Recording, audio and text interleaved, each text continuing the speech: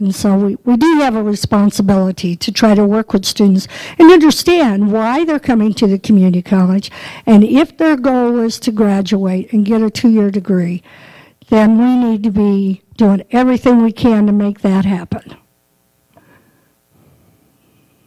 That's why it's helpful for them to create long-range plans so that they can see where they are right now and what their long-range plan is and how to get there. Now, if their long-range plan is to be really, really good in watercolor, then the path to get there is to take watercolor 14 times. That's okay. But a lot of other people will have long-range plans that include getting that associate's degree. So we need to do everything we can to help them get there.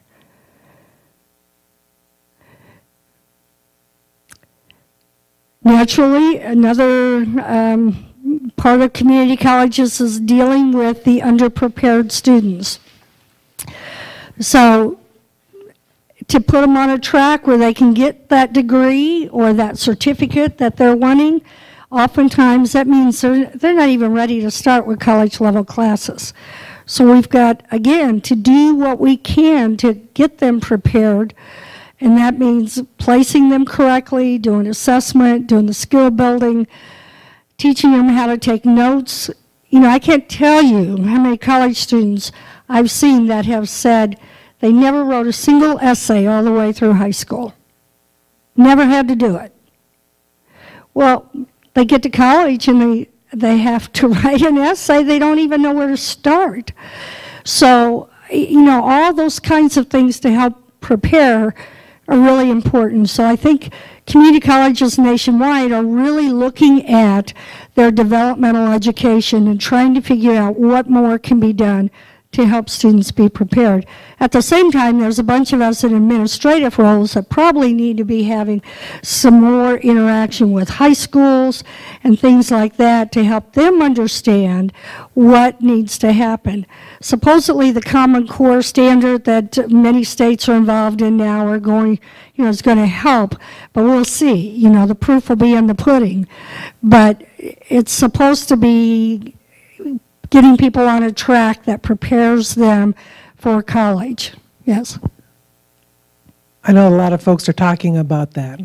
But I'm also getting bits and pieces and all the different things that I read too, that maybe, are we trending to using the adult education components of our institutions to have them start there if they're not prepared before they take credit classes?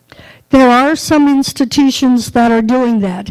Adult education classes, most people think of them as classes that you go to in order to prepare for the GED test, and that's absolutely true.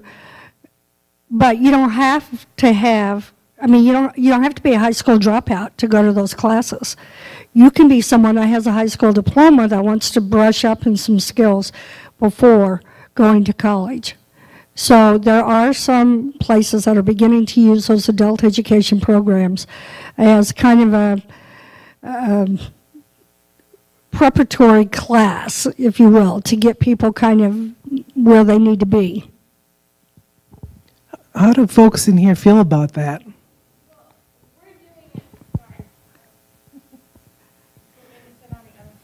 It's all right.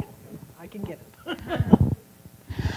Our adult ed center is doing some of that right now. They're offering a lot of, the developmental math classes and the developmental Englishes and the reading.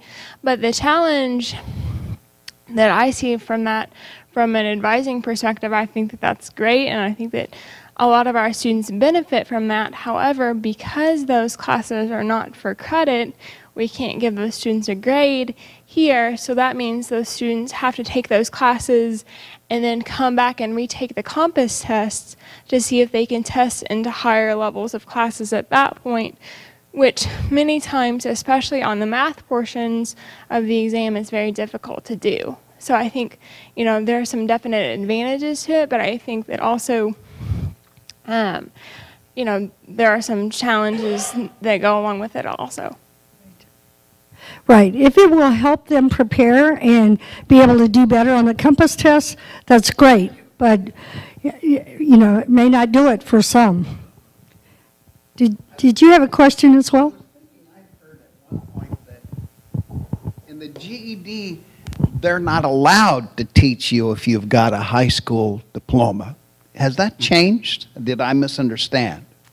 I've not known that to be the case. Now, unless that's particular to Arkansas, I've not known that to ever be the case. And I used to be adult basic ed GED teacher, was for many years.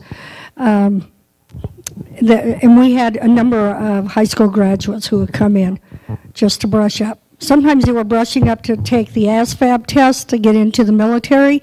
Sometimes they were brushing up in order to take a test at work that would allow them 50 cents an hour more or something like that, all kinds of reasons. But those would often be high school graduates. I think one of the answers is remedial work, but what I do with one of my classes, and I can't help people with math because, well, I'm terrible at it, and I teach art. So what I do is I create an assignment that encompasses a lot of variables that I think they should have learned coming out of high school. One aspect of it is they have to describe an artwork in depth using the correct vocabulary. Then there's a comparison. And then there's the interpretive part, which is the critical thinking. I also have them write a bibliography, an outline in some classes so that they learn basic writing stuff that I learned probably back in the day in 7th grade, but schools have fallen so far behind.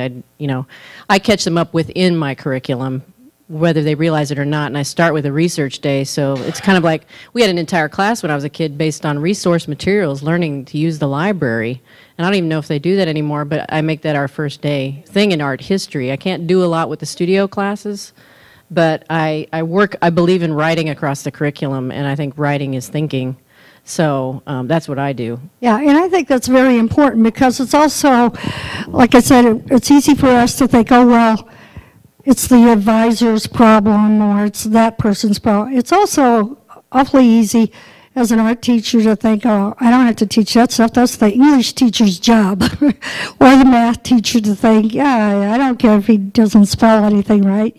That's somebody else's job. And really, it's not. I mean, we all have to have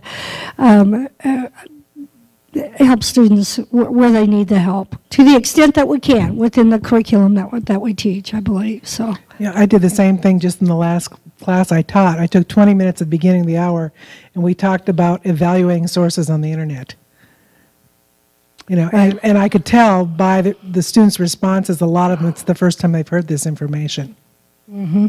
Exactly. So that's important. It's important to do that. It's everybody's responsibility to help students succeed, and sometimes we've got to step a little bit outside of what our job descriptions are in order to truly help a student.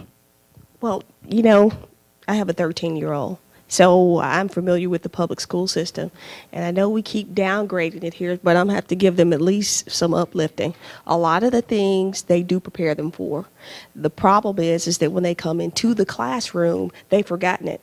Because the interesting thing with American government teaching it is that students are like, but I know, Ms. Washington, I just graduated last semester, but I don't remember any of this because they're only learning just enough to, pass that exam. And I can see that with my 13-year-old. And just in terms of preparing students, one of the things I think especially with non-traditional students that we need to do a much better job at is getting them to understand it from a realistic standpoint. How many hours do you work a week? How many children do you have at home? What are their ages? Do you have a spouse? Do you have a significant other? Because they see the hours I can make it to class, but they don't see, okay, I've got to study. The homework time, the study time, yes, and you're exactly right. And, to add on to what you were saying, a lot of times students aren't well prepared, and it's not because the public schools did anything wrong. It's because they haven't been in school for 10 years.